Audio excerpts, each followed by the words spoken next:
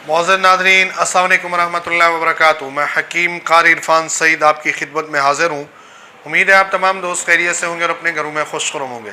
मौज़ू शुरू करने से पहले आप तमाम दोस्तों से मेरी गुजारिश है कि आप हमारे चैनल को सब्सक्राइब करें और साथ बेल आइकन के बटन को दबाएँ ताकि आने वाली हर नई वीडियो आप तक बर वक्त पहुँचती रहे।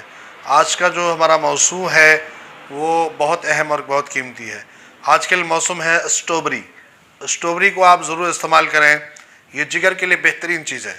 जो दोस्त कहते हैं हमारे खून के अंदर कमी है और हम इलाज करके तंग आ चुके हैं, ऐसे तमाम दोस्तों के लिए बेहतरीन तरीका, आप स्ट्रॉबेरी लें, 100 ग्राम तक स्ट्रॉबेरी हो और आपके पास 1 पाव दूध हो।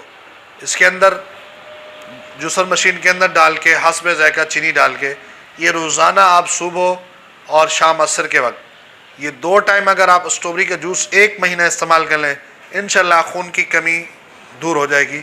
और इसके अलावा जो इसके फ़ायदे हैं, जब आप इस्तेमाल करेंगे और देखेंगे फिर हैरान होंगे।